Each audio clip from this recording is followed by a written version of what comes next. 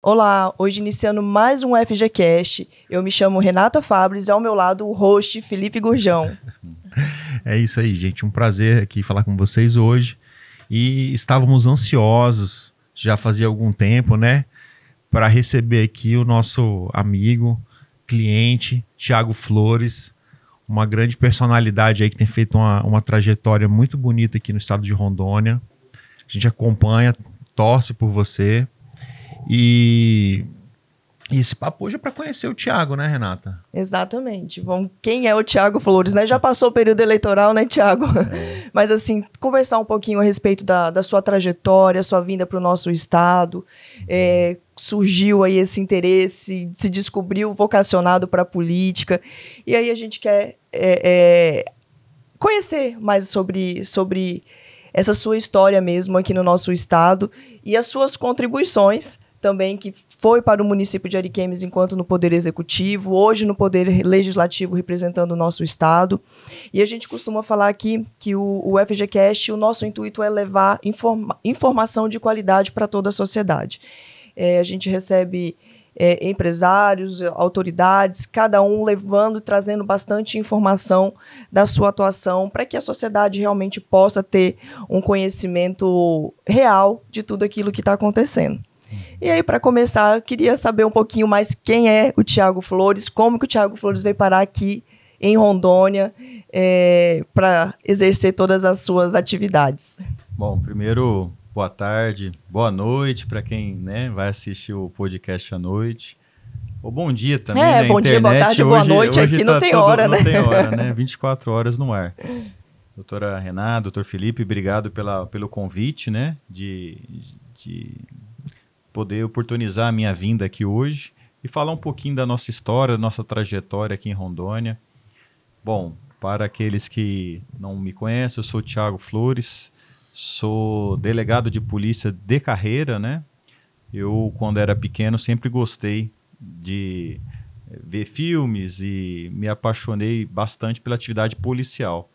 Embora, quando a gente é criança e depois adolescente, a realidade que a gente tem contato é muito o estado policial, mas dos Estados Unidos, né? A realidade policial americana, que depois, mais tarde, eu vim a perceber que nada tem a ver com a nossa realidade brasileira. Mas, enfim, a minha infância, adolescência, eu passei vendo esses seriados, esses filmes americanos de policiais e decidi, então, que queria ser um policial. E conversando um pouco com a família, surgiu o interesse, então, de ser delegado de polícia, porque dentre as carreiras policiais, à época, a que tinha uma possibilidade, de repente, de ter um retorno financeiro maior dentro da estrutura policial, era de delegado de polícia. E, para tanto, eu soube na oportunidade que era necessário também fazer um curso de Direito. Então, eu pus na cabeça, então, adolescente, que iria fazer a faculdade de Direito. E consegui ingressar numa faculdade pública lá em Juiz de Fora. Então, eu nasci em Ribeirão Preto, interior de São Paulo, fiquei até os 18 anos nessa cidade. E quando passei para vestibular da Faculdade Federal de Juiz de Fora, eu fui para Minas.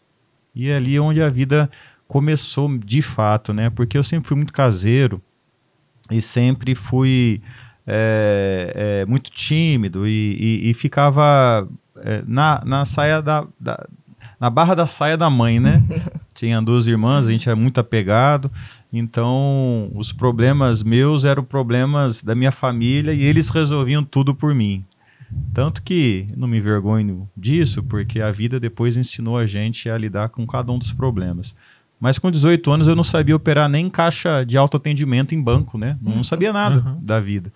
E aí me deparei com o cenário de morar numa pensão, né, em Juiz de Fora, com realidades de outras pessoas que vinham das mais diferentes regiões do país, porque Minas é um estado de transição, né? Faz ali divisa com Bahia, com Rio, com São Paulo, Espírito Santo. Então, uma faculdade pública, você tem como tradição... E Juiz de Fora ali é bem procurado, né? Tem Muito, muitas pessoas que a gente conhece muito. que foi para Juiz de Fora, uma faculdade realmente renomada, conceituada. Bem conceituada. Na época, eu lembro que se fazia a conceituação de A a E dos cursos, né? Sim. E Juiz de Fora, junto com o Largo São Francisco, à época, eram uma das poucas que mantiveram 5 As consecutivos, né? Então, muito, muito bem conceituado. Enfim, mas a realidade da pensão, num primeiro momento, assustou um pouco, porque você ali, uma coisa que você tem muito atenuada é a privacidade, né? Sim. E ali a gente se deparou e teve que aprender a lidar com a falta de privacidade, o convívio com as diferenças e a questão depois de procurar os empregos, né? Obviamente todos relacionados ao direito. Então eu fiz estágio no Ministério Público, fiz estágio em escritório de advocacia, fiz estágio em Procon. Procon foi uma das maiores lições que eu tive foi no Procon, porque ali a gente começou a ter o atendimento direto ao público, né? E a época, né, nós estamos falando ali da década de 2000, não se tinha ainda tanta informação relacionada aos direitos dos consumidores, né? Então os consumidores eram constantemente violados. Sim. E ali quem eles tinham para socorrer era o órgão Procon. Então eu aprendi bastante com o Procon, estágio que fiz lá. Fiz estágio também numa cadeia pública, né, para fazer análise dos pedidos dos presos de progressão de regime, alguns eventuais benefícios. E cada estágio que eu participava solidificava ainda mais a intenção de vir para a polícia, né? E aí, ao final do ano de 2003, a internet ainda era discada, né? Tinha uma dificuldade com a internet. E eu soube que lançaria o edital para delegado de polícia em Rondônia. Então foi o primeiro concurso que abriu. Eu estava fechando ainda o meu curso de Direito, né? E ali eu soube da oportunidade de que em breve teria aqui o concurso. Eu tinha uma motinha, uma DT, um 180, uma pipoqueira danada. E aí eu desfiz da moto para comprar as passagens aéreas, né? Passagens de ônibus, né? Aérea naquele tempo nem sonhava. E aí comprei as passagens de ônibus, eu me lembro direitinho, durou 51 horas. Nossa. A primeira viagem, de Juiz de Fora a Porto Velho. E à época, por falta de experiência, eu foquei logo na cidade para realizar a prova, capital. E já tinha a possibilidade de fazer em Vilhena, por exemplo. Né? Atravessou o estado todo. Atravessei o estado todo, esses 700 quilômetros, né? E aí fiz a prova. Cheguei aqui, olha como são as coisas, né? Mais de 2 dias em trânsito, sem internet, sem nada. Quando eu desci aqui, eu procurei hospedagem ali próximo à rodoviária, num hotel que tinha ali. Hotel dos Viajantes, me lembro direitinho desse nome. E aí tomei um banho e peguei um ônibus para conhecer a cidade. Enquanto eu conhecia a cidade, o ônibus pegou ali a Carlos Gomes, eu perguntava para o cobrador se em um dos pontos tinha uma delegacia próximo, porque eu ia conversar com o pessoal, saber alguma coisa sobre o concurso, trocar uma ideia, né? E aí, quando me apontaram ali na Carlos Gomes, tinha uma delegacia, que à época era uma casa alugada. Eu desci ali, entrei, fui perguntar do concurso, e aí o pessoal ali meio sem saber o que dizer, perguntaram assim para mim: ué, mas você não tá sabendo? 51 horas dentro do ônibus para me avisarem ali que havia sido cancelado o concurso. Estava suspenso. Eu estava ali com o dinheiro praticamente contado, para ficar os dias, para fazer a prova e retornar com a passagem que tinha comprado também. E ali eu sei que foi a primeira sensação assim de frustração total que eu tive em Rondônia. E como é que isso pode acontecer? Ninguém avisa.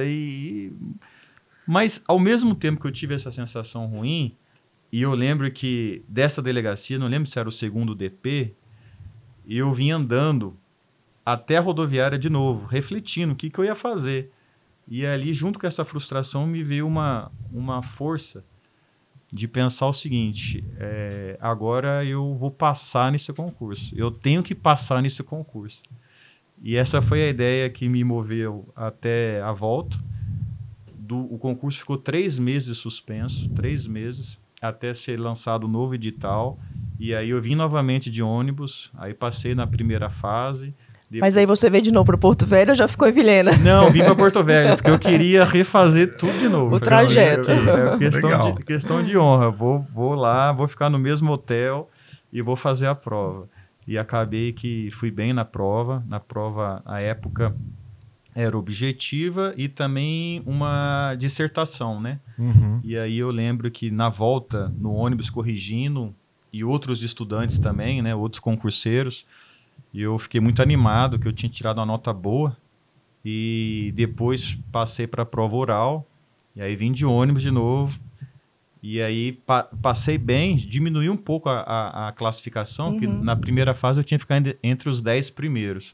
Na segunda eu já caí e fiquei faltando uma vaga no limite, que eram 50 vagas. Eu fiquei em 49º, quase que eu não passei. Mas aí depois da prova oral fica mais fácil, porque depois era só a parte física, Sim. que é uma outra fase, e depois a apresentação de documentos. Então eu me lembro que eu fiz 10 viagens de ônibus. Poxa. Todas de ônibus. E aí, quando deu tudo certo, saiu o resultado, aí eu vim a primeira vez de avião. Aí foi uma glorificante, uma né?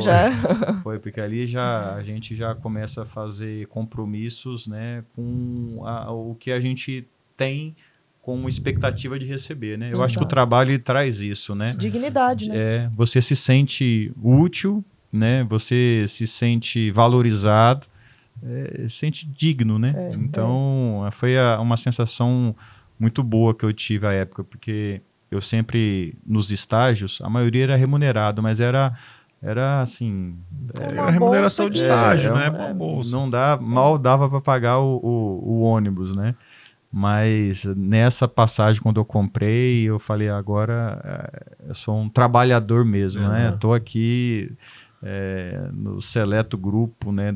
Falando em nível nível brasileiro, seleto grupo dos que conseguem se alocar, né, no mercado de trabalho. Então foi assim que eu vim parar aqui, né? Um sonho que começou de criança, por ver os filmes policiais, depois a sorte e o esforço próprio de passar num vestibular, numa faculdade concorrida, faculdade pública, e depois, na primeira oportunidade, ao final do curso ainda, quando lançou o edital, de passar no concurso público. Né? Eu me senti extremamente realizada, e aí meu pai e minha mãe, que à época falava, não, mas você vai para Rondônia. Eles confundiam ainda Rondônia com Roraima, né? Então, no começo, quando eles pediam ainda para eu pensar 2 vezes, principalmente quando foi anulado, com o passar das fases, eles começaram a entrar na torcida mesmo, e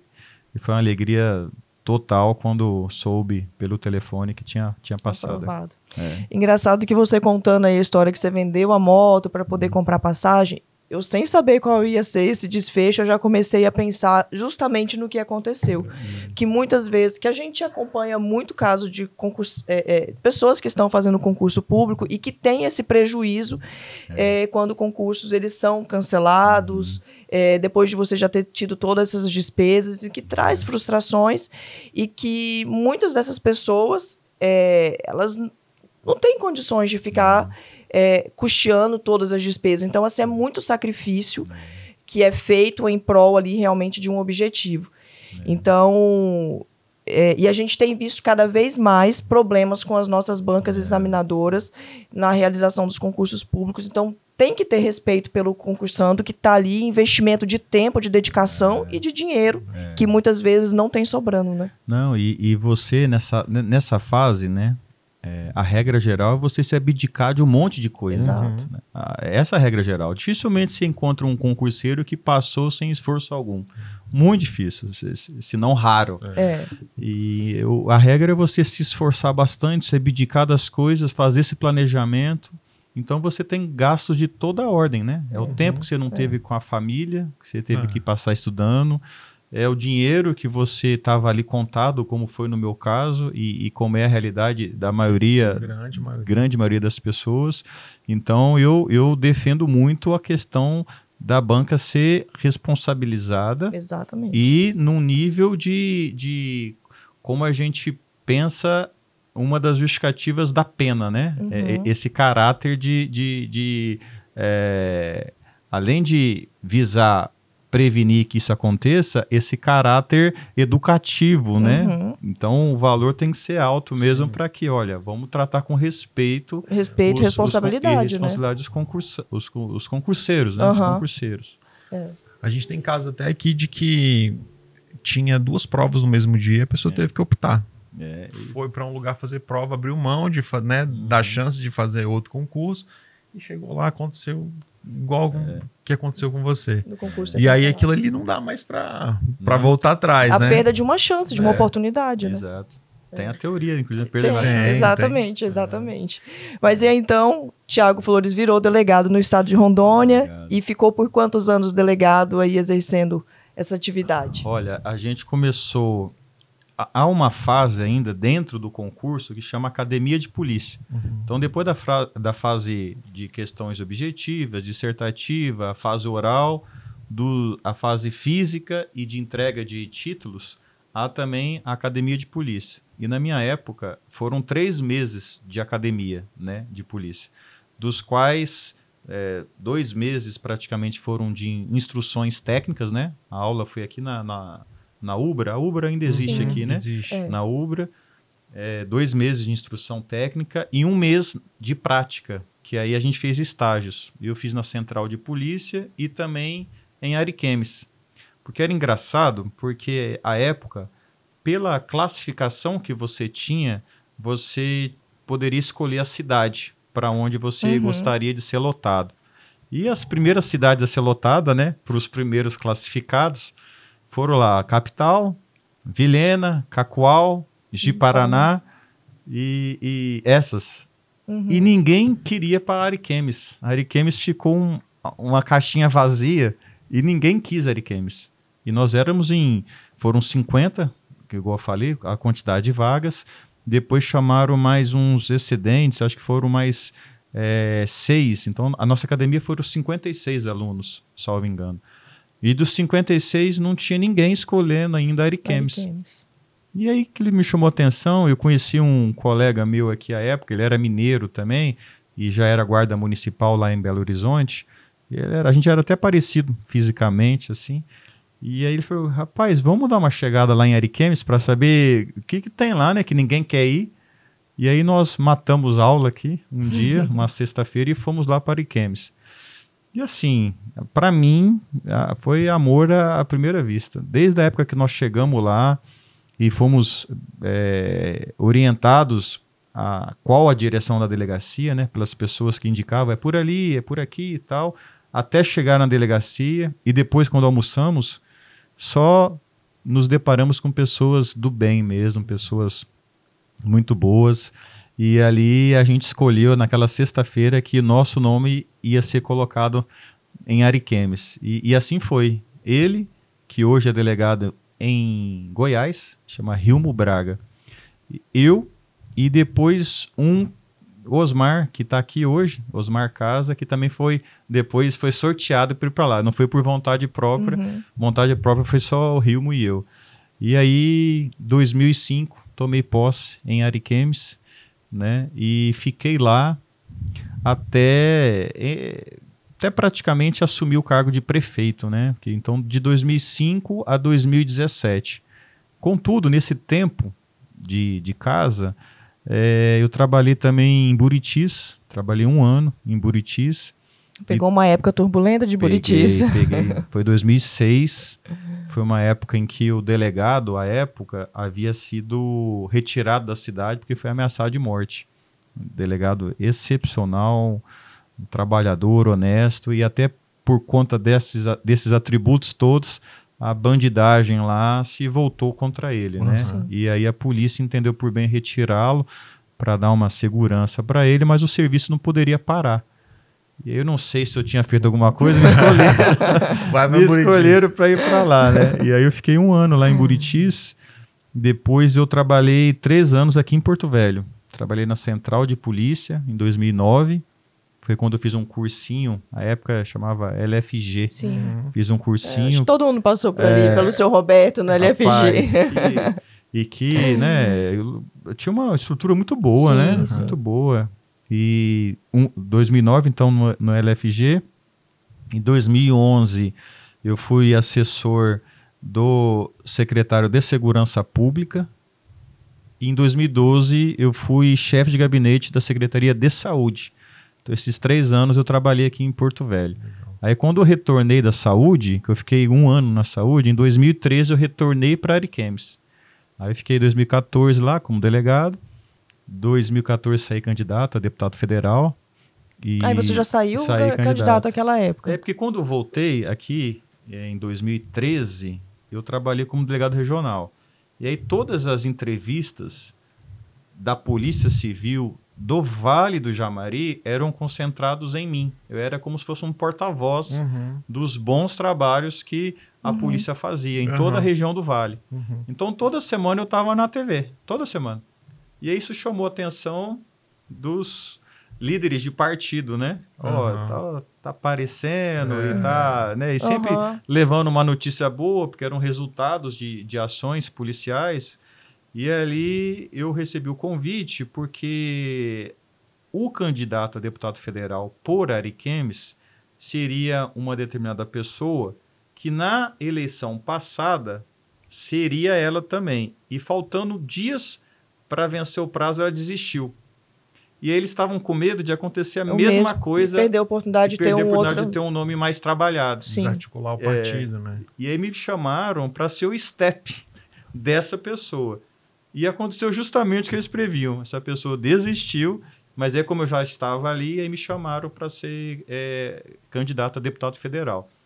E aí, isso foi em 2014. E essa época você estava afiliado? Ao MDB. MDB. Então, foi o MDB que me fez o convite, né? Sim. Através da Marinha e do Halp. Os dois. E foi assim o convite, né? Tava tendo uma ação numa quadra poliesportiva lá, que era de sorteio de casas populares para Ariquemes. E aí, pelos critérios, né, as pessoas se cadastraram, né, vulnerabilidade social, parentes com deficiência física, enfim. Sei que tinha mais de 5 mil pessoas nesse dia ali no ginásio. Né? O ginásio era coberto, mas tinha uma área que as pessoas podiam acompanhar até de fora da quadra. E ali foram chamadas pessoas para compor a mesa. Aí iam chamando os políticos, a maioria eram vaiados. O pessoal tava com raiva dos políticos. Foi bem numa época, assim, daquela aversão mesmo a político, né? O político profissional, que as pessoas chamam, né? Exatamente. Começou a ter uma renovação. Começou a renovação de delegados, de militares. O movimento de Brasil nas ruas começou em 2013, né? Começou em 2013, 2014. Sim. E ali chamaram os políticos, vaia. Aí me chamaram, porque eu era o delegado regional da cidade, me chamaram. E quando eu subi, aí o pessoal começou a aplaudir. Ovacionou. E aí a Marinho e o Halp, que né, não são bobos, né? Viram aquela situação ali, e aí ao final desse evento, eles me chamaram para conversar e me fizeram o convite. Então, foi nesse sentido que eu fui como se eles fossem os olheiros ali, né? Falaram, identificaram alguma coisa aqui, né? E aí eles me convidaram, eu acabei aceitando, porque quando eu trabalhei na saúde, em 2012, eu fiquei muito também com a parte administrativa da saúde e de gabinete, gerência ali das coisas da saúde e atendimento aos políticos. Eu que fazia o atendimento aos deputados estaduais, deputados federais, vereadores. Então, eu tive convivência com eles, né? Então, quando eu fui convidado, eu acabei cedendo ao convite porque eu havia tido uma experiência que eu gostei. Gostei das relações que eu mantive com ele, dessa experiência. E aí, então, saí candidato. era um nome novo, era 3 meses de campanha à época. Foi a última eleição que é esse prazo maior de 3 meses. E aí a gente, ao final da eleição, fomos bem votados. Eu lembro que foi quase 18 mil votos. E aí na política a gente tinha um número, né?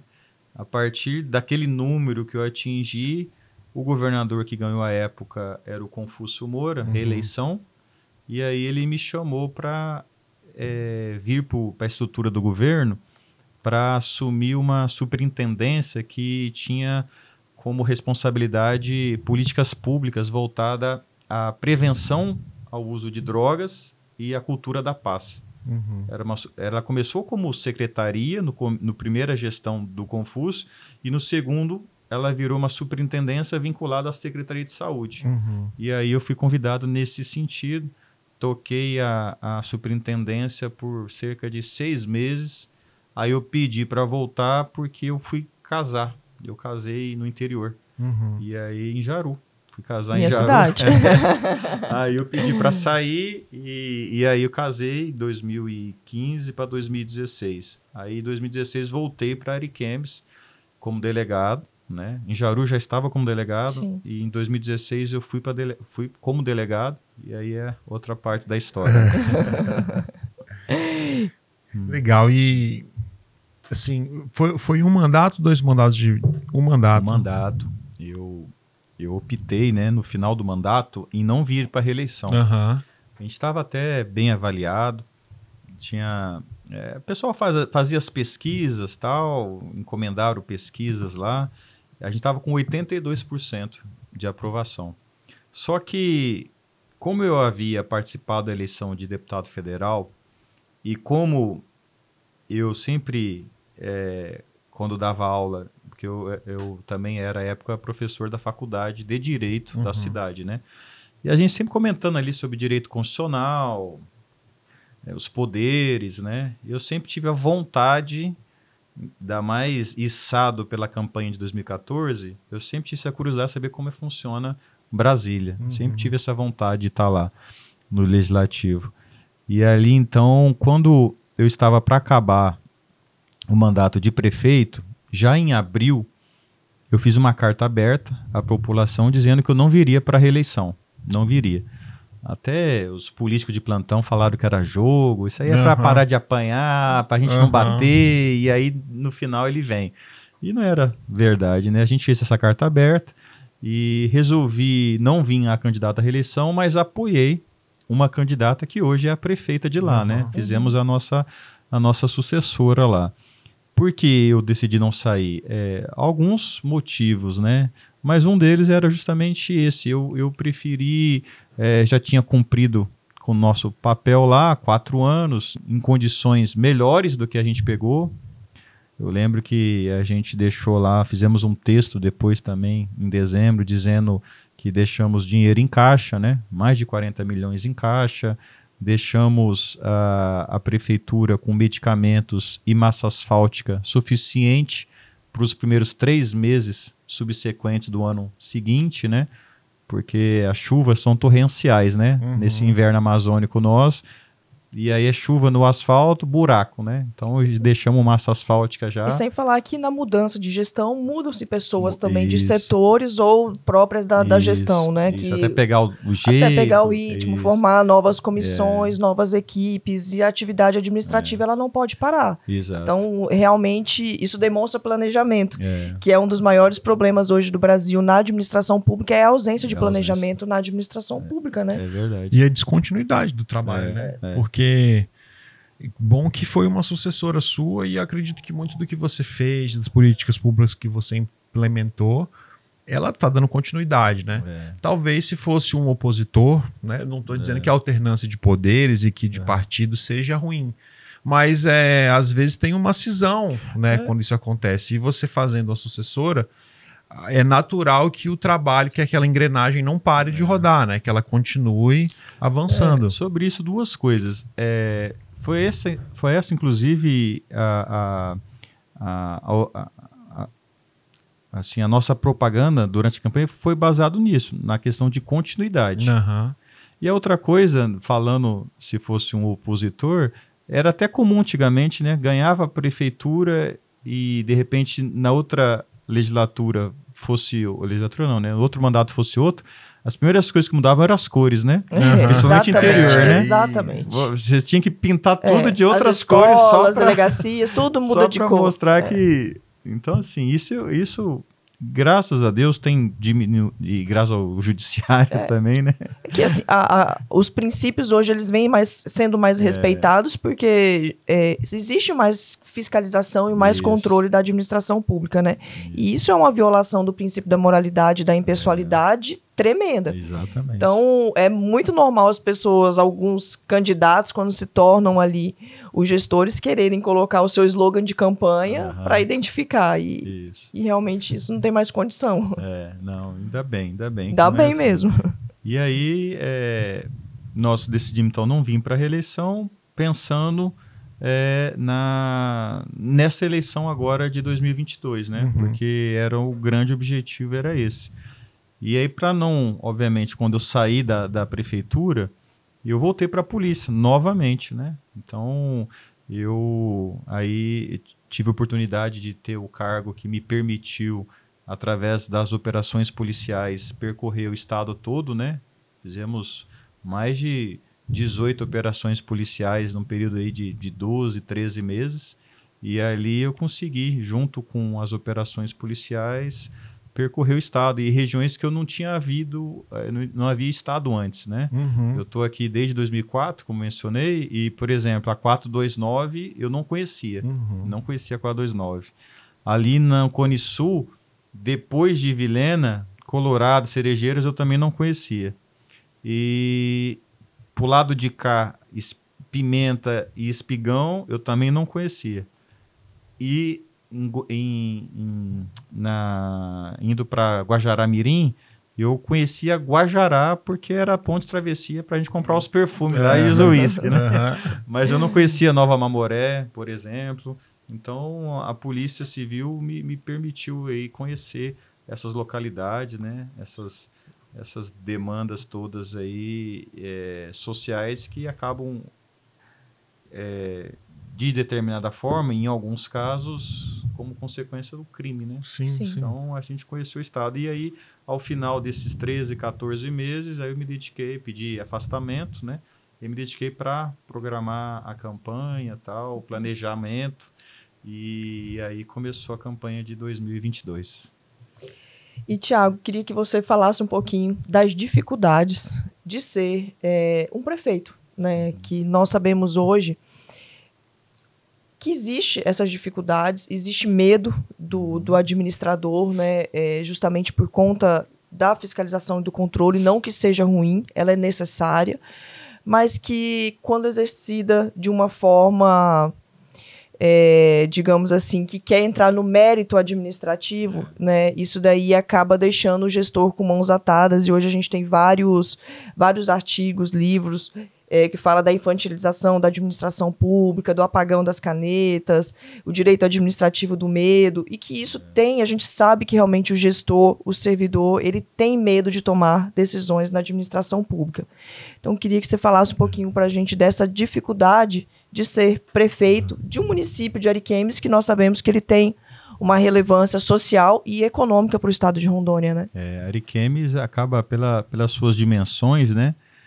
O trabalho bom, ele é uma vitrine, sim, mas um trabalho mal executado também acaba sendo uma divulgação rápida, né? Porque a Ariquemes, no cenário estadual, é extremamente importante.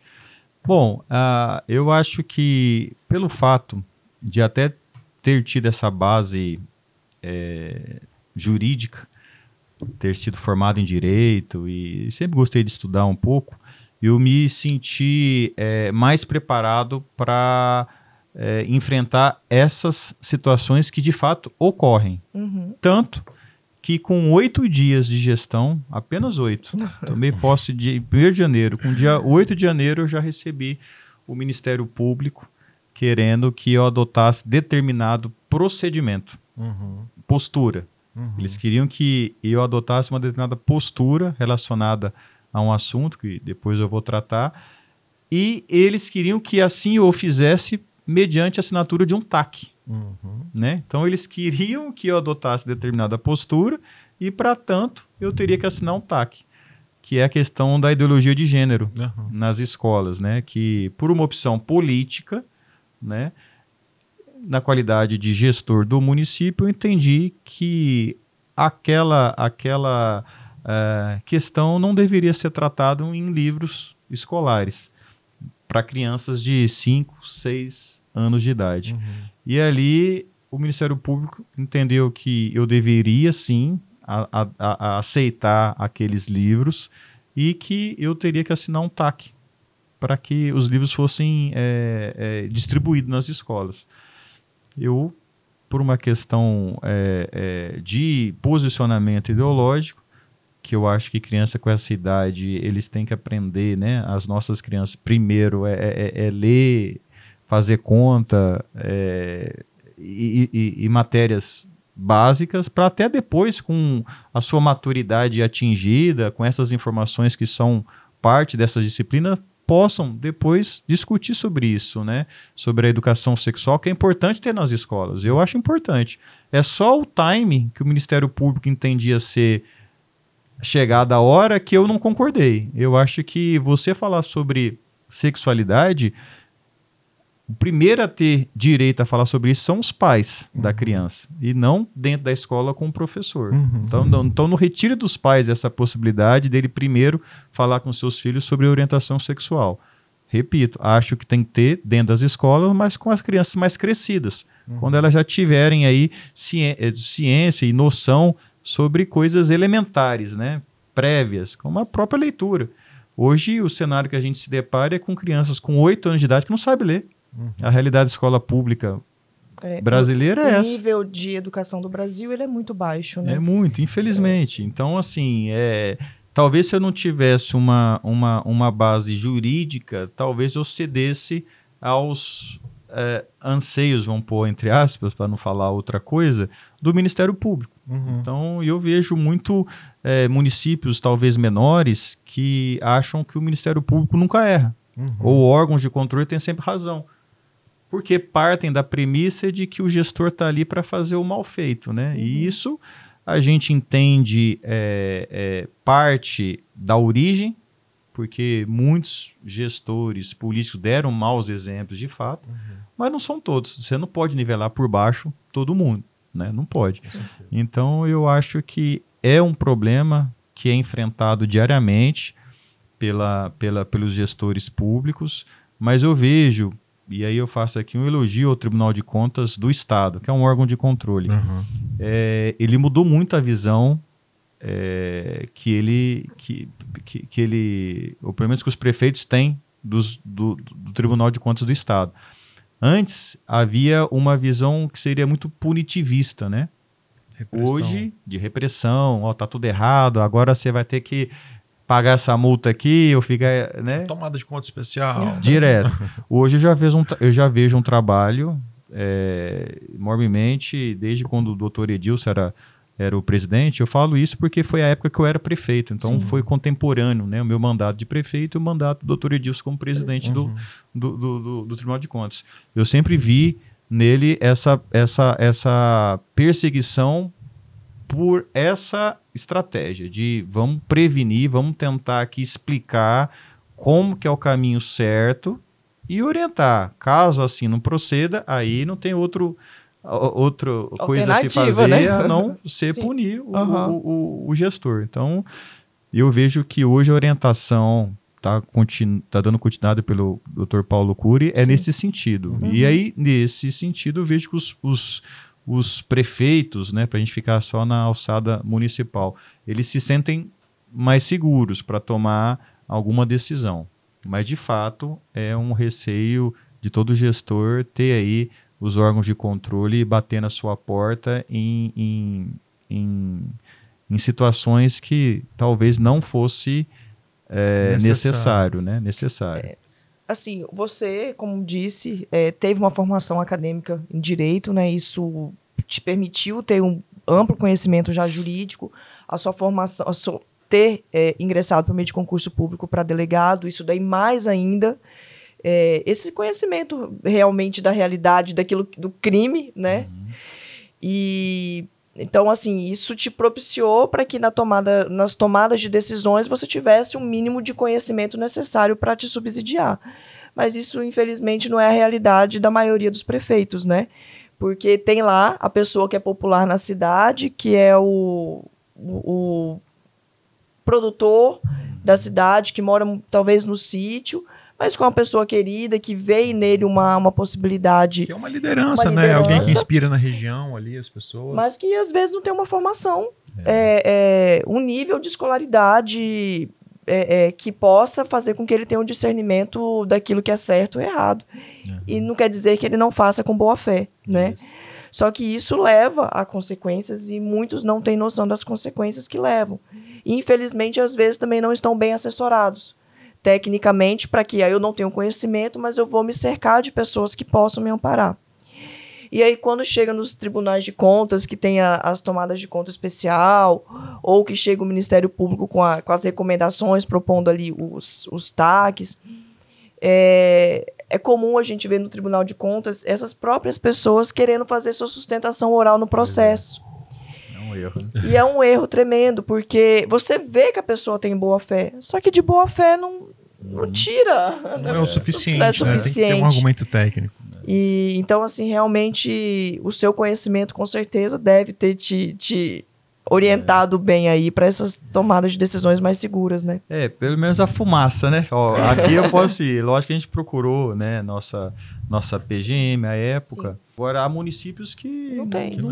Tem municípios que não tem procuradoria. Não tem procuradoria. E se a gente partir para a parte técnica de obras, não tem engenheiros. Exato. Então não tem ninguém que possa dar um subsídio técnico para ele tomar uma decisão, né? Então, assim, a gente lamenta muito esse estado de coisas e que é o que acontece na prática, né? Muitos têm se abdicado da carreira política hoje em dia para não ter que passar por isso. Eu lembro que em 2011, quando o Confúcio veio para governo, ficou lá na prefeitura o vice-prefeito dele, que é o Dr. Márcio Raposo. Uma pessoa ímpar, de boa fé, empreendedor, e mesmo... O Grupo Nova Lar, né? Isso. E mesmo, né, sendo tendo muito sucesso no seu ramo de atividade, ele carrega até hoje alguns processos no Tribunal de Contas.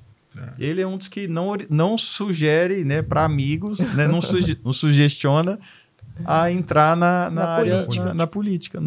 Ele não indica, por conta da experiência que ele teve. E é um cidadão de bem, uma pessoa muito bem intencionada, fez grandes obras do município de Ariquemes, mas por essa questão técnica, ele vem respondendo aí muitos, ele já foi absolvido, né? Porque a justiça tarda, mas não falha. Sim. Mas ele fala, por essa experiência aqui, eu não quero mais, e aos meus amigos eu aconselho... Não recomendo. Não e em que pese, no final do processo, ele possa vir ali a ser absolvido, ou não ser reconhecido que teve algum dano, ou má fé, coisa assim, o enfrentamento de um processo não tem nada que faça com que a gente recupere esse tempo por conta do desgaste dele, né? Ixi. Então, assim, é um desgaste financeiro que você tem que investir em advogados para poder fazer a sua defesa, mas tem um desgaste psicológico que, sem falar de muitos que levam à disponibilidade de bens, a pessoa que não é o caso dele, pelo menos não que eu saiba,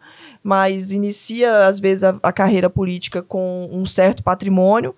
Quando sai da determinado cargo, aquele patrimônio está com disponibilidade de bens. E aí a pessoa não consegue mais avançar nem financeiramente na vida, né?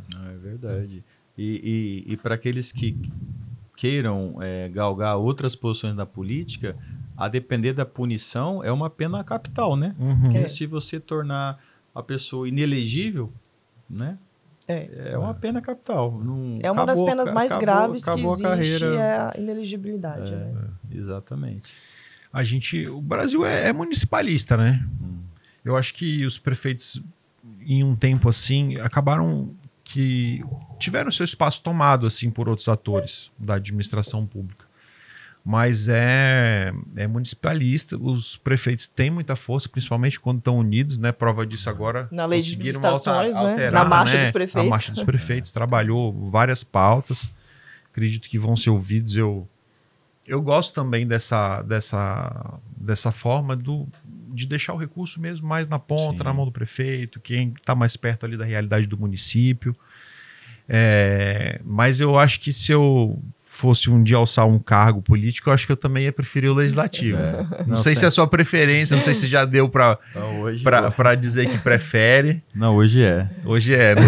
Hoje é. Você tem pelo menos mais tranquilidade para você trabalhar. Porque o prefeito, ele tem que adquirir uma capacidade de resolver problema de maneira célere, porque a cobrança está aí, ainda mais em termos de rede social. Essa capacidade, ele tem que ser acompanhada do respaldo na lei, porque os órgãos de controle estão aí. Então Só não te dá esperando. Estão te esperando, então eu preciso fazer. Tem que estar, né? Porque assim, em muitas decisões a gente vê o homem médio, né? Mas é o que o Renato falou. Quem que é o homem médio da política no Brasil? Né? Qual que é esse homem médio? É o homem médio que tem a faculdade de Direito, que tem o ensino médio, que tem o ensino fundamental, né? É muito disparelho os municípios, né? Uma cidade interior aqui do estado de Rondônia com a São Paulo, por exemplo. Mais um total de mais de 5.700 municípios, né? Sim. Muitas realidades Sim. diferentes. Então, o prefeito ele tem que resolver as coisas de maneira rápida, observando a legalidade e com a síndrome do cobertor curto, né? Que você não consegue atender todas as demandas.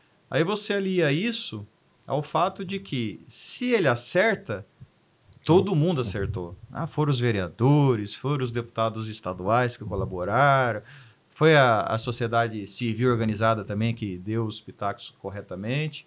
Agora, quando dá algum problema, é só ele. A caneta do prefeito que... Então, assim, ser prefeito é muito, muito complicado hoje em dia. Muito complicado. É uma função muito nobre. Eu só carrego boas memórias, boas recordações, e eu tenho certeza que o que me trouxe ao cargo de deputado federal foi o fato de ter sido prefeito de Ariquemes. Bom prefeito. Eu não tenho dúvida disso, que foi o trabalho que foi bem avaliado pela população de Ariquemes, que permitiu os votos dos ariquemenses e das pessoas que souberam do mandato de prefeito. Então, eu não tenho absolutamente nada a reclamar. Mas, entre escolher voltar a ser prefeito ou continuar parlamentar, hoje eu preferiria parlamentar, porque você tem mais tempo, você tem uma paz para trabalhar, né? Você consegue planejar as coisas, porque na prefeitura é como se você, às vezes, muitas circunstâncias, você está trocando o pneu do carro com aquele movimento. Você tem um planejamento todo na saúde, aí vem a pandemia. Como é que você faz? Ou o planejamento que eu tinha à época para as estradas rurais, que foi descartado, porque tudo foi focado para a pandemia. Então, assim, você acaba tendo que apagar muitos incêndios, né? Muitos incêndios. E você lidar com uma Câmara de Vereadores, né, que, a depender da construção política, você pode ter visões muito antagônicas, né? E aqueles que torcem pelo, né? Quanto pior, melhor, né? Então, é uma situação muito difícil e até puxando um pouco a brasa para a sardinha de prefeito, eu tenho ouvido as questões da CNM, né, que é a Confederação Nacional dos Municípios. Inclusive, na votação da reforma tributária, tem se falado muito em duas PECs que estão em tramitação. Uma do Baleia Rossi, que, salvo engano, é a 45, e a outra do Davi Alcolumbre, que é um senador, que é a 110. Mas pouco se fala a de número 46, que ela, segundo a Confederação Nacional dos Municípios, é o que traria menor prejuízo a esse ente federado. Então eu estou com ela lá, lendo um pouquinho, porque para os prefeitos, para a ponta, né, a que teria menor impacto, né, ou que seria menos pior dessas reformas todas é essa. E ela não está sendo ainda muito discutida, né? Então, focando muito nessas duas aí. Vamos ver agora, né, com a votação do marco regulatório aí da fiscal, se agora vai começar a ter, e como seja talvez a tendência, né? Como vai falar muito agora de reforma tributária, vamos torcer para que seja trazida para a discussão essa 46, né? Mas se não, essas duas que são colocadas aí na grande mídia, pelo menos, elas trarão muito prejuízo para o município. Que hoje já não tem recursos orçamentários suficientes para atender as necessidades do município, né? Tem que ficar passando, vamos usar o linguajar aqui, passando o chapéu toda hora para poder fazer os termos de convênio, para ter esses repasses de recurso federal, né? E aí, dessa forma, conseguir executar obras, saúde e várias coisas.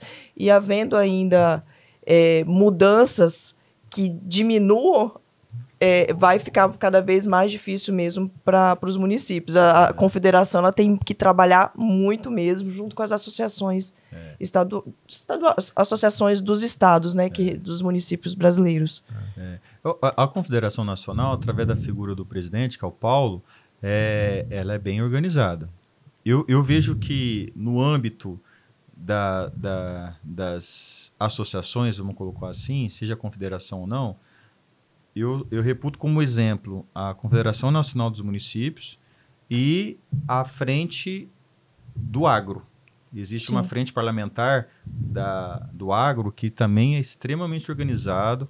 Eles têm um mapeamento de todas as inovações legislativas que interessam, sejam em forma de prejuízo ou de benesse para o setor e de entes, né, que realmente trabalham de maneira planejada. Então, está tudo ali monitorando, fazendo as ponderações e assim, tanto ou convidando para que os parlamentares se desloquem até lá para ter informações ou se colocando à disposição para ir até os gabinetes. Então, é um trabalho individual. Né? Não é uma coisa, vou pôr aqui na internet, quem quiser acessa aí. Não, é individual, entendeu? Então, e eu vejo que tem que ser assim, né? Tem que ter o corpo a corpo. Tem que ter o corpo a corpo, os embargos auriculares, né? É importante porque você se depara com uma realidade, às vezes, se deixado levar pela informação da grande mídia ou da rede social, não é aquilo que talvez seja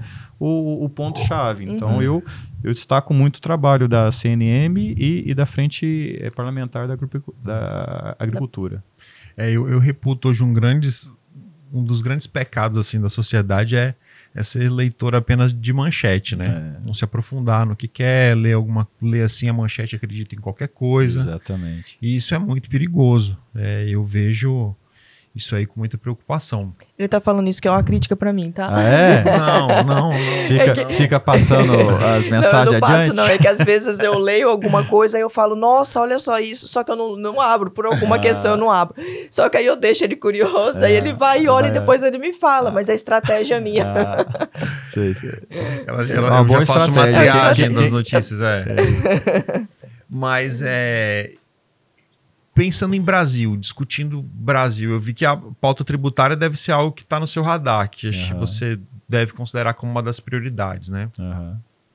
Mas enquanto deputado federal, discutindo Brasil, esse cenário que começou bem turbulento, né, assim, dessa democracia, teve aquela questão da invasão lá do STF, da Câmara, enfim, dos poderes, mas superado isso, assim, o que você entende que o Brasil entrar no eixo mesmo? A gente sempre, o Brasil é o país do futuro, vai dar certo, mas para essa engrenagem mesmo começar a rodar, para a gente mudar esse status a qual que a gente está, das coisas não caminharem, de obras começarem e não se concluírem, de escândalos de corrupção, de déficit de educação, de saúde. O que você está trabalhando, o que você pensa assim, de Brasil, por onde a gente deve começar esse avanço? Olha, necessariamente para uma discussão sobre política mais aprofundada, né? Porque a gente não pode ficar refém de duas figuras políticas, Lula e Bolsonaro. O Brasil é muito maior que isso. Exatamente. É muito maior que isso. E é preciso alguém vir e dizer isso.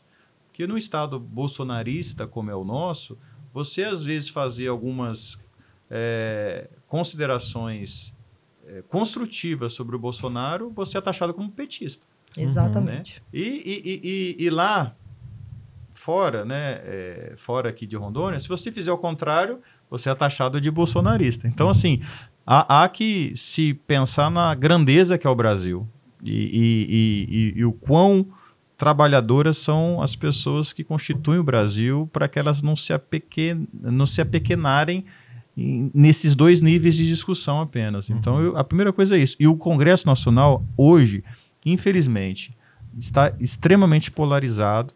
Você tem o pessoal que sobe na tribuna para falar do Bolsonaro e depois sobe o pessoal na tribuna do Bolsonaro para falar do Lula.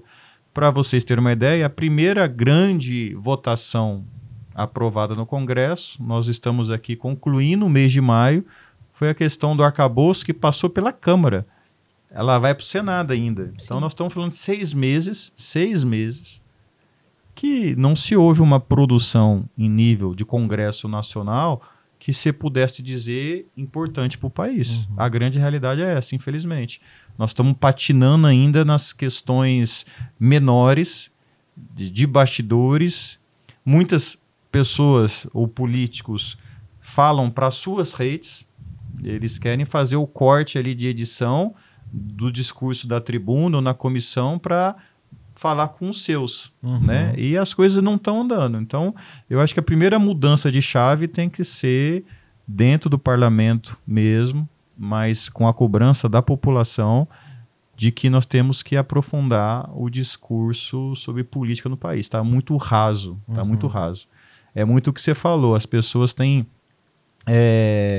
se pautado por manchetes, não a sua estratégia, tá certo, mas as pessoas têm se, né?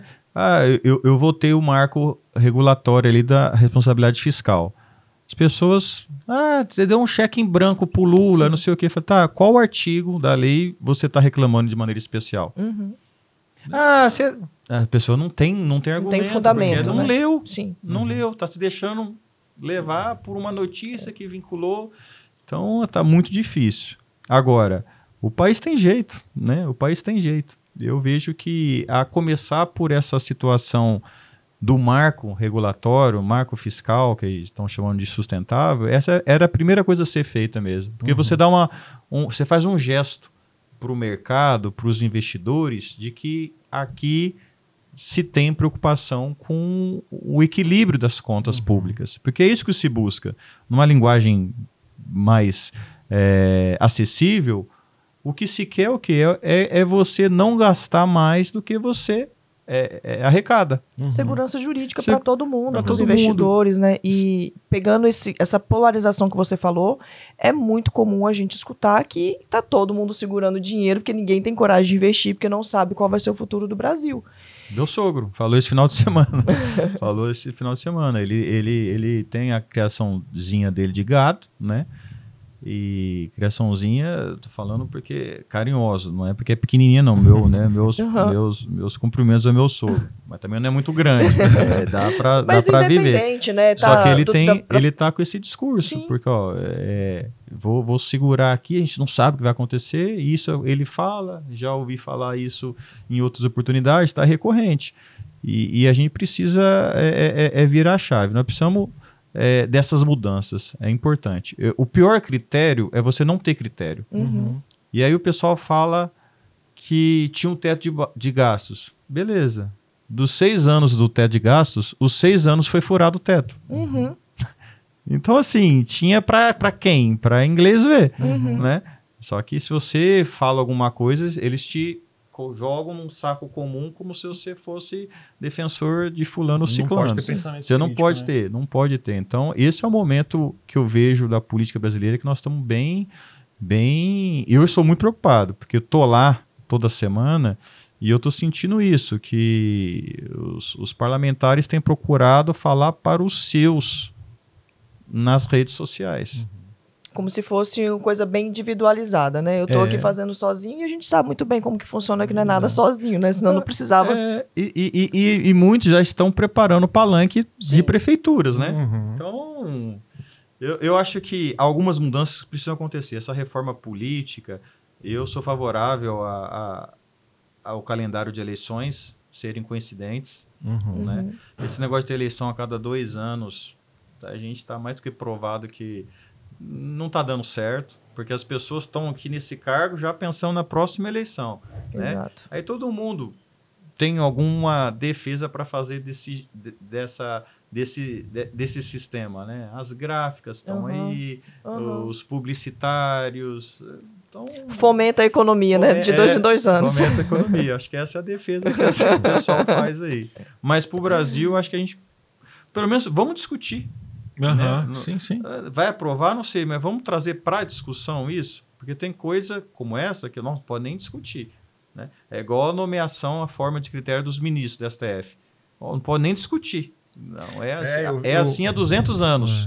Mas a gente não está preparado para discutir se tem que ter mandato vitalício. Né? Sim. Eu acompanho, assim, eu vejo que você não tem receio de tocar em pautas que são sensíveis, né? Que às vezes alguns políticos evitam essa pauta porque quer evitar atrito com outros poderes, né? Com o judiciário. Eu vi que teve essa questão da limitação do mandado por 10 anos que você propôs, né?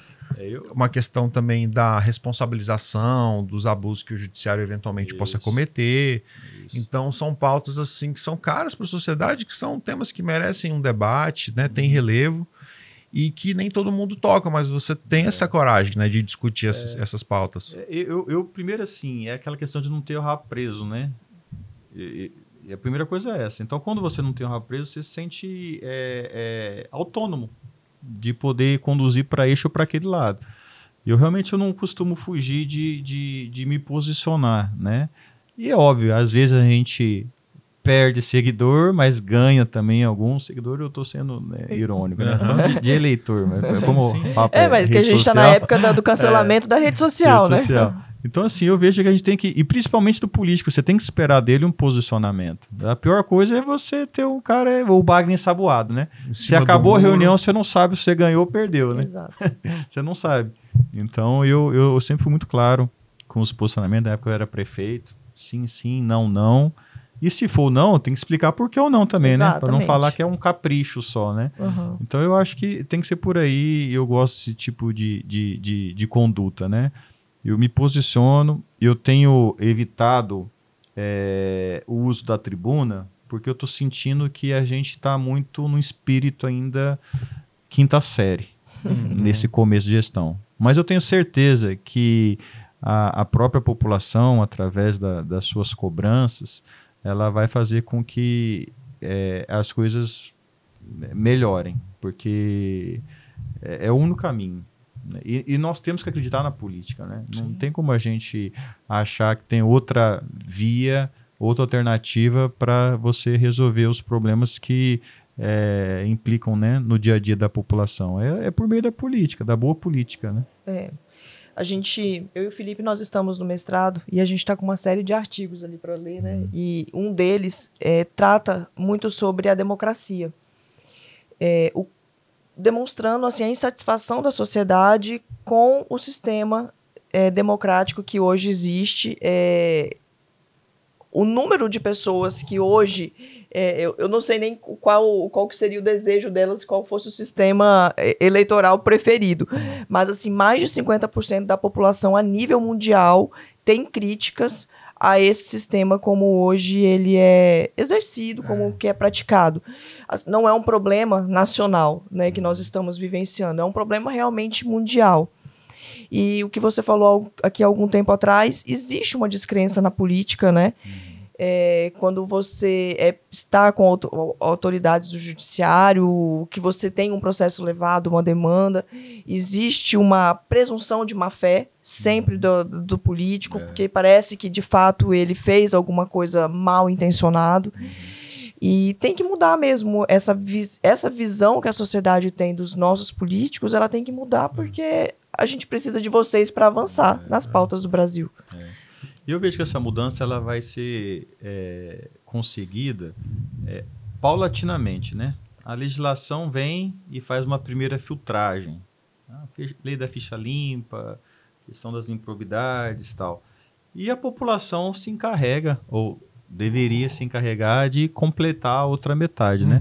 Através do voto consciente, através do monitoramento do mandato, né, do seu candidato. De fazer o controle social, né? É o primeiro porque que deve ser exercido. Na campanha, todo mundo se encontra com um determinado nome, faz a campanha, fala bem e tal, e depois parece que fica meio solto, né? Só vai encontrar com ele dali 4 anos, né? Então eu vejo. E nesse sentido, o papel da rede social, né? Principalmente com os sites da transparência, né? Eu não falo nem de gastos, não. Também de gastos, mas eu falo de posicionamento, né? As votações são todas abertas. Sim. Então dá para você saber como é que está se posicionando o seu político, né? Aquele que você votou. E hoje está tão rápido que a gente nem precisa acompanhar, porque termina a votação, já chega os prints. Chega, olha aqui, tantos de Rondônia que votou a favor, exato. contra. Então, e aí isso é importante você fazer e exigir, né, do seu político uma coerência, né? Sim. Eu acho que a coerência na política ela é muito importante também, né? Eu lembro, e falta a população mesmo pedir, reclamar. Eu tenho uma amiga, uma grande amiga que era deputada, Mariana. Um dia eu fui visitá-la lá na Câmara e ela me levou para ela me fez um tour comigo lá, né? Ela é sempre muito receptiva, muito... É um doce. E aí ela me levou, me apresentou me apresentou outro. Na época o Bolsonaro era deputado, me apresentou o Bolsonaro, me apresentou até o Tiririca, ela me apresentou. Enfim, aquelas várias personalidades, assim. E estava prestes a ser votada a PEC da Bengala. Eu falei, Mari, e aí, como é que você vai votar? Eu falei, Felipe, eu tô pensando assim, assado e tal. Ninguém... Olha, só para dizer que ninguém me ligou, fulano de tal que me ligou pedindo voto nesse projeto. Mas olha, uma coisa tão importante, relevante para o Brasil, uma pessoa tinha ido, Mariana, se você for votar, vota sim, por causa de... Né, que dê um aconselhamento para ela. E é muito pouco mesmo, a participação popular deveria ser muito maior, né? Constante, assim, não só na hora do mandato, mas acompanhar mesmo. Vai ter uma votação importante, liga, manda mensagem, eu acho importante isso. Eu concordo. Eu tenho recebido alguns, mas é muito motivado por essa questão dicotômica ainda Lula-Bolsonaro, né? Então eu tenho recebido muito, não vota com o Lula, não vota então nessas lembranças, entendeu? Mas não deixa de ser acompanhando, porque eu fiz campanha, obviamente, fazendo algumas objeções com relação ao governo Lula, mas voltando ao Marco, o projeto que nós votamos não é o projeto que veio do governo Lula. Ele teve um substitutivo que trouxe profundas mudanças ao que veio do Planalto, né? E aí nós temos que explorar isso de maneira a fazer com que a oportunidade que nós temos enquanto mandatários, né, poder explicar para a população, né? Porque... Por isso que eu falo que o político tem que se posicionar. Ele tem que aproveitar essa oportunidade que ele tem, as vozes, ou as pessoas que eles alcançam através das suas vozes, para poder, primeiro, manter essa esperança viva da política e você mostrar a coerência do seu trabalho, né? Eu votei consciente no voto. Apanhei muito e por mais que você tente explicar, as pessoas não estão dispostas a ouvir. Né? Ela já tem opinião formada e pronto, ela só quer criticar ali, mas não quer entender, né? E eu fiz questão de falar exatamente isso que eu estou comentando aqui. O pior critério é você não ter critério. Tinha o teto, mas foram 6 anos ininterruptos de fura-teto. Né? E isso que foi votado é um aceno, é um gesto para o mercado de que os investidores, né, que o mercado são os investidores, né, os investimentos que o Brasil precisa, podem ver que aqui vai ter essa preocupação em se gastar menos do que se arrecada. E vai ter sanções, porque o projeto que veio do Planalto não tinha nenhuma sanção para o governo, caso não atingisse, né, o que era esperado. E esse projeto já saiu com sanções, com gatilhos. E é importante, você não pode também fazer com que não se preveja algo que foi plataforma de governo, que foi o aumento real ao salário mínimo, né? Como é que você não vai assegurar que essa política chegue nas pessoas? Mas às vezes você querer explicar não adianta, porque a pessoa já está fechada com aquela ideia de que é aquilo e pronto. É aquilo e pronto. E, Thiago, acho que para a gente começar já a ir para os encerramentos, de todas as pautas que você tem acompanhado, que estão para surgir, quais são aquelas pautas aqui para o nosso estado de Rondônia que você realmente entende ser importantes e que você acompanha? Olha, eu estou acompanhando de perto a questão da regularização fundiária. Eu, quando me inscrevi para participar da comissão de agricultura, não foi pelos conhecimentos que eu tenho na área. Sim. Né? Eu falei agora há pouco, fui PA de prédio, nasci lá em Ribeirão Preto, fui para Juiz de Fora, 2 cidades urbanas, né? Mas a minha preocupação é que... Mas que tem um agro muito forte, né? Tem um agro muito forte. Principalmente Ribeirão. É a maior feira, né, de agronegócio do país é lá, né? AgriShow. E aí o que acontece? Por entender que a vocação nossa econômica é o agro, mas que conflita diretamente com a falta de documentação das terras, é que eu dei meu nome lá na comissão. E um dos primeiros requerimentos que fiz enquanto comissão da agricultura foi noticiar, né, oficiar o INCRA para que ele apresente aí qual é o critério, qual é o plano que ele tem, né, para a regularização das terras aqui em Rondônia. Porque eu vejo que esse é o nosso principal problema hoje. Traz a insegurança no campo, né? E outras questões sociais também, né? E é uma demora injustificável para se concluir um processo que não dá para entender, né? Exato. Um produtor ali, o agricultor, ele apresenta o seu requerimento no INCRA e fica anos. A gente acompanha casos que tem década esperando uma análise. O nosso estado, ele foi colonizado por pessoas que receberam o convite de vir aqui, que a elas seriam doadas terras. Sim. E algumas dessas terras dessa época não encontram-se hoje em dia regularizadas ainda. Então, assim, é uma demora que vai trazer consequências, tem trazido consequências ruins também. E um grande problema cultural, porque hoje até a pauta ambiental condena muito o desmatamento, queimadas e tudo mais. Mas naquela época que o nosso estado foi colonizado, eles te davam a terra, e para ficar com a terra, você era obrigado a torná-la produtiva, desmatar. Exatamente. Né? Muitas vezes era a praxe, né? Queimava naquela época e uma questão de custos. Então você educou toda uma colonização, né? de desmatamento, de derrubar a mata. E agora depois as leis ambientais são muito rígidas com o produtor, né? Então, a gente tem muitos clientes que procuram para regularizar, porque tem medo e porque hoje o mercado está exigindo. Mercado internacional, inclusive. O mercado internacional, a gente vai vender um boi hoje, o seu sogro deve sofrer lá. Tem um boi China agora, tem que ter não sei quantos meses, tem que ter não sei quantos dentes na boca. E a área tem que ser regularizada, Exato. Né? Não pode ter desmatamento. Então, essas questões aí mesmo da regularização fundiária, até para possibilitar que o produtor possa pegar um crédito subsidiado, expandir, profissionalizar, industrializar, fazer o queijo ali com seu leite, fazer a manteiga. Isso é muito importante, traz muito progresso para a região. Assim, é uma bandeira complicadíssima e que a gente precisa agir de maneira unida, né? A bancada, não é a bandeira do Thiago Flores e ele que vai ver a questão regularização fundiária, não. E eu vejo que, como assim tem feito nas terras que foram embargadas no sul do Amazonas, já foram feitas 2 reuniões de bancadas da região norte.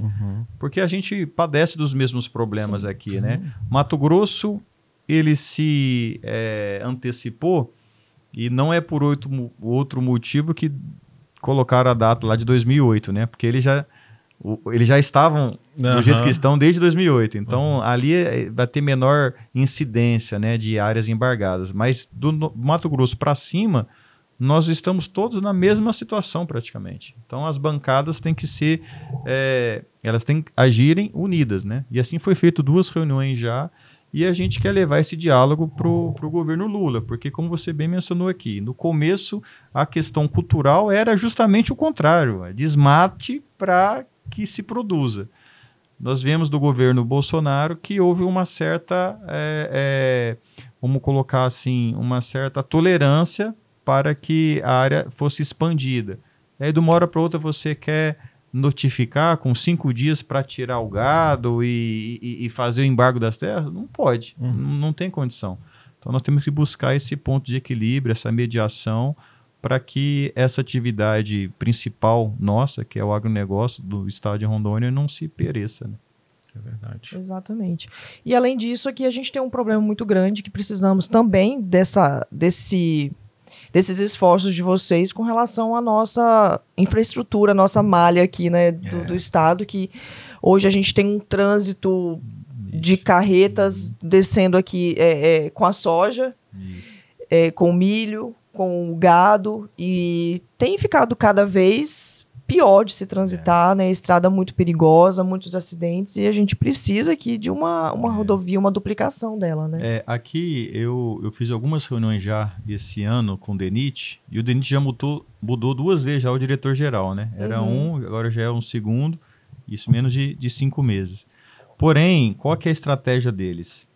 Há um edital em curso, cujas propostas vão ser abertas agora, ou final de maio ou início de junho, de saber qual empresa vai ganhar a licitação para poder fazer o projeto.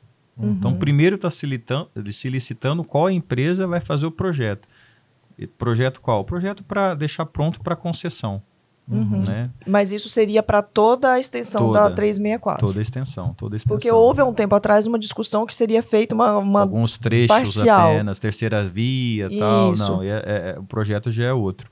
Contudo, é só a empresa que vai ganhar para fazer o projeto. Depois vai se fazer uma nova licitação para aí sim saber a execução do projeto. Então, assim, nós estamos falando de 3, 4 anos. Ixi, né? bota. E aí, por isso que a manutenção da via acaba sendo como última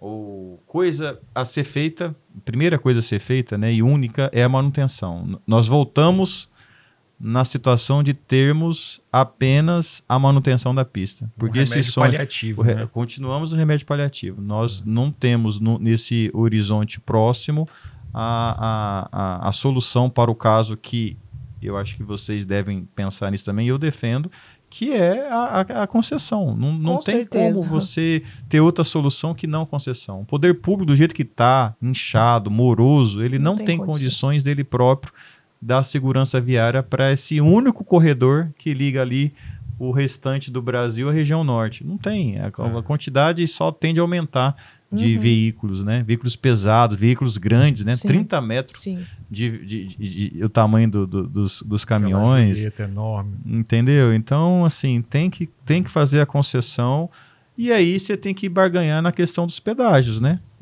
Fazer uma coisa programada, de aos poucos, né? Não chegar também como eles estavam definindo naquele primeiro projeto, serão 7 pedágios, não chegaram a falar em valores, mas a gente já fica esperando, né, o que pode ser decidido. Se eu não me engano, seria uma extensão de 180 quilômetros e com 7 pedágios insustentável, né? Não tem razoabilidade nenhuma para isso. Ainda bem que não vingou, e agora vai competir a bancada federal lá, procurar informações, né? Como ainda é apenas a empresa para fazer o projeto, não há muito o que se fazer. Tem que esperar saber quem vai ser a vencedora, para aí, decidido qual seja, aí começar o trabalho com a bancada para ficar querendo saber essas informações e levar a alguns subsídios, né, para que a gente acompanhe todo o processo, né, todo o processo. Mas sem dúvida, essa questão da 364 aqui é algo que a gente precisa deixar no radar, porque muitas e muitas vidas são ceifadas, né? Não é que foram, são ceifadas. E sem falar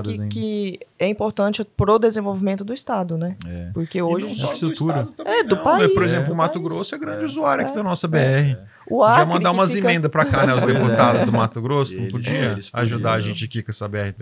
Eles estão num nível mais avançado, né? Do agronegócio, né? Então, o que nós estamos passando hoje, nos dias de hoje, eles passaram alguns anos atrás, né? Por isso que eles estão com essa força no agro como eles têm hoje. A gente tem... Mas não temos que explorar muito nossos rios também, né? Sim, a questão, o modal que a gente precisa pensar de outra forma também, né? Não só o transporte rodoviário. É óbvio que aí você vai enfrentar um lobby danado com a indústria de combustível, de pneus, né, de caminhões, mas é preciso enfrentar a questão alternativas, né? Dos rios, que aí Rondônia tem muitos, e o ferroviário, né? Já ouvimos falar também muito desse projeto ferroviário. Eles pararam ali em Mato Grosso. Tem uma ferrovia que parou ali em Mato Grosso, que poderia, né, num consenso, numa ação conjunta das bancadas do Norte, ser dado continuidade, né? E aí ele poderia acompanhar a BR-364, né, até chegar no porto. Então, há possibilidades, né? Mas, no momento, a gente continua ainda vivendo das manutenções da BR-364. Que aí tem uma boa notícia, né? O ano passado, o recurso para as manutenções da BR estava na casa dos 100 e poucos milhões de reais. Esse ano já está em 400 e poucos milhões. São, né, 4 vezes o recurso que se tinha ano passado. Sem contar a obra de Itapuã, que já está sendo feita. Eu ia falar de Itapuã. Meu Deus do céu. O que acontece com Itapuã? Ali, não dura ali, né? Há reportagens, né, que dizem que a situação de Itapuã se deu por conta da ação humana. Quando foi feita a usina, se mexeu no rio. Modificou a estrutura do solo. E aí o solo está todo encharcado. Eu vi algumas fotos, inclusive, né? O próprio cemitério ali está encharcado. Tá muito, do asfalto até o lençol freático é menos de 1 metro. Então, está sendo feito agora com essa obra uma drenagem profunda mesmo, de até você tirar o curso, né? Tirar ali daquela região da cidade, o curso, desviar o curso do rio e fazer a elevação das pistas, né? Tanto da BR como das marginais. Então, é uma obra grande, aí, orçada em 40 milhões de reais. E aí vai resolver o problema de Itapuã. Que bom. Que bom, porque, voltando aos prefeitos, aquele prefeito de Itapuã, coitado, ele deve Moisés, sofrer muito coitado, com essa situação. Sofre mesmo. A gente deseja sucesso. Né? Muito, muito, muito merece. É uma região produtiva, boa. Nossa, eu vou ficar muito feliz de passar aquele asfalto vizinho. Mas é isso, né? Eu acho que a gente não pode esgotar tudo, senão depois o deputado Thiago volta. Segundo, né? Tem ainda bastante tempo de mandato para a gente conversar depois sobre várias pautas. Tem outras que eu queria falar também, mas a gente não vai ter tempo, mas é a questão dos CACs. Eu sou CAC também, gosto do esporte, acho legal. Sei que você defende o Polon é o nosso grande líder, né? Lá dentro é o Polon. Tem levado essa bandeira e é um excelente deputado. Eu gosto muito de acompanhar as falas dele e ele está exercendo uma grande liderança nesse setor, né? Conseguimos aprovar o PDL, né, que é o projeto de decreto legislativo, no âmbito da Comissão de Segurança Pública, para derrubar aquele decreto do presidente Lula do dia 1º. Né? Então, mas aí é aquela coisa, né? O presidente, ele assina, tá valendo.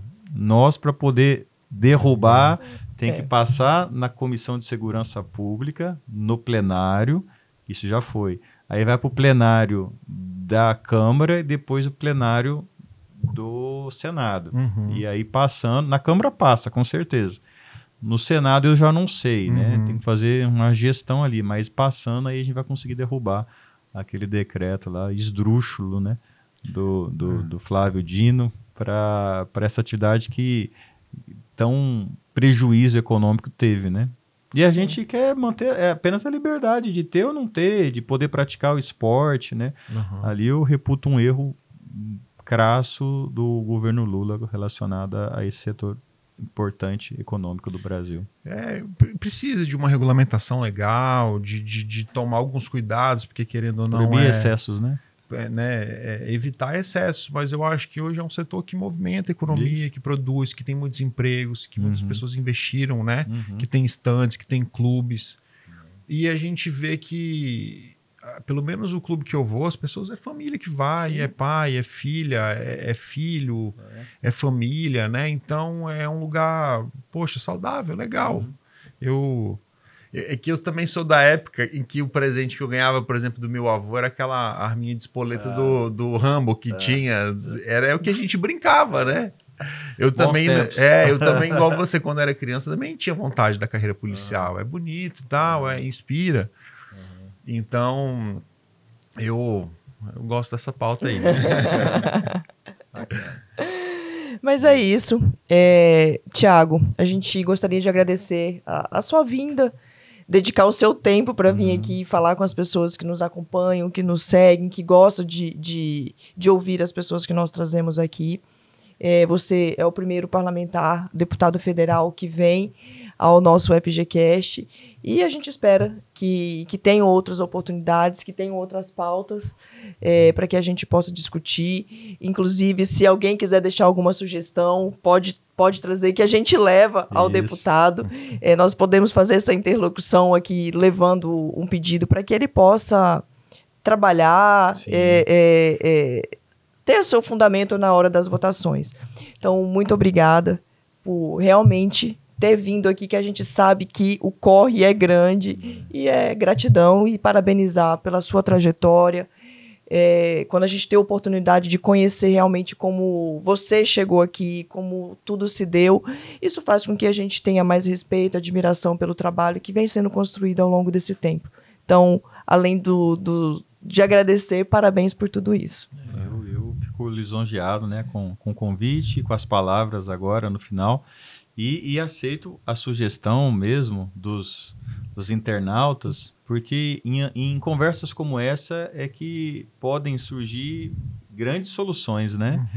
Eu lembro que numa conversa despretensiosa em Ariquemes com alguns amigos, surgiu a ideia, e eu estou protocolando isso já lá na mesa diretora, de um projeto de lei que faça com que os egressos das faculdades públicas possam...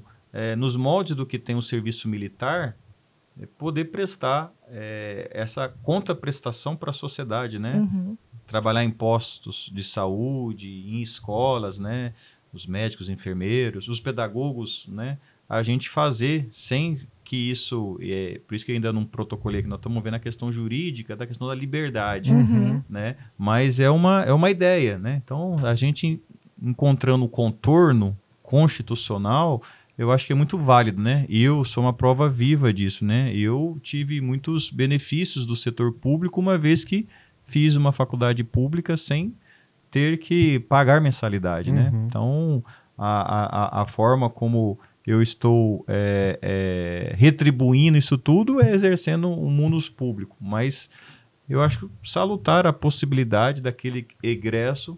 Para ele é bom que ele vai ter a certeza de ter o emprego, né? Porque o contrato será ou com o município, ou com o estado, ou com o próprio governo federal.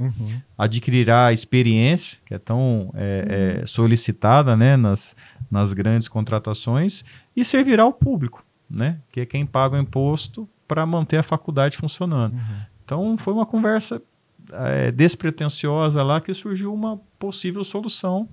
E num podcast como esse, que eu parabenizo vocês pela iniciativa, né?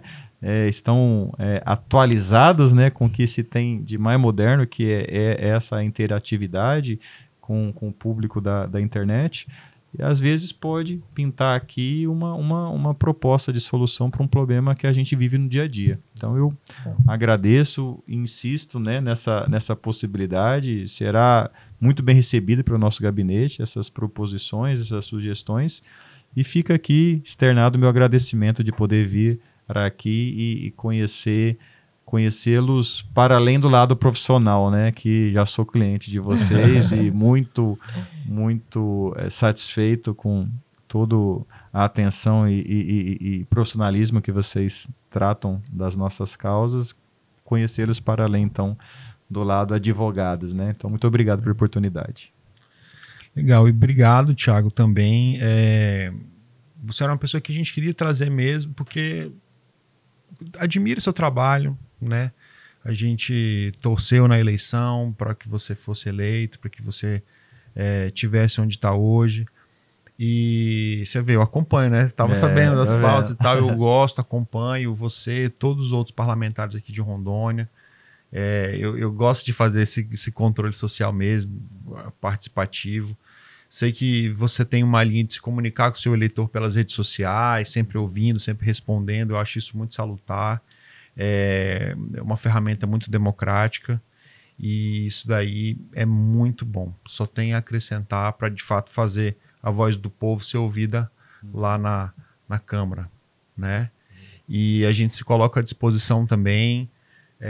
O direito administrativo, né, é a nossa paixão, a gente atua com isso, está sempre ligado. Então, quando quiser mandar um projeto também para a gente dar um pitaco, falar uma questão em breve vai passar o processo administrativo, né, a reforma que vai ter, então a gente está doido para dar uns pitacos. Que bom, já sei para onde enviar, então. Legal. E a gente fica à disposição, tá? Sinta-se em casa. Esse vídeo vai para o YouTube, vai para o Spotify depois. Então, se quiser mandar um recado para todos os seus seguidores, para depois assistir na íntegra, fica à vontade. Onde quem não te conhece ainda, que quer te conhecer, te seguir, onde que pode te encontrar nas redes sociais. Ok. Tá bom? Eu agradeço. Muito obrigado. Agradeço mesmo. E vou deixar, então, o meu perfil no Instagram é deputado Thiago Flores, né? Tudo junto. E gosto de fazer essa interatividade, né, com os amigos das redes sociais. E depois eu vou, nos nossos stories lá, colocar o link daqui para que os nossos seguidores possam assistir e começar a acompanhar o FGCast, né? Exatamente. Tem tudo para ganhar uma repercussão muito boa essa iniciativa de vocês, porque aproxima as pessoas e de realidade talvez que elas não conheçam, né, esse mundo jurídico, né, juízes passaram por aqui, né, advogados, políticos agora. É importante, aproxima e de repente mostra uma realidade diferente para as pessoas que possam despertá-las, né, no sentido de ter um olhar mais complacente, mais bondoso para aquelas figuras que eventualmente elas possam apenas apontar o dedo, né? É a oportunidade que nós temos de mostrar uma outra perspectiva, né? E visão de mundo, né? Somos profissionais, autoridades, mas sobretudo humanos e que acima de qualquer coisa respeito, né? Que a gente sabe o quanto que as pessoas estão sendo atingidas hoje, que a forma como tem se espalhado alguns ataques, os haters, né, na internet, isso destrói vidas. Então, acima de qualquer coisa, o respeito é o que tem que prevalecer em qualquer relação, seja no mundo da internet, no mundo privado, em qualquer lugar, é só o que a gente quer. Então, não deixem de nos acompanhar, viu? Seguidores do deputado Thiago Flores, podem aí curtir, seguir a nossa página no YouTube, Fabris e Gurjão, nos acessar no Spotify e também aos nossos seguidores começar a seguir o deputado Thiago Flores e acompanhar todas as pautas propostas por ele, que também ele está encampando, votando e participando. Então, até mais e nos acompanhe no próximo, viu? Tchau, tchau.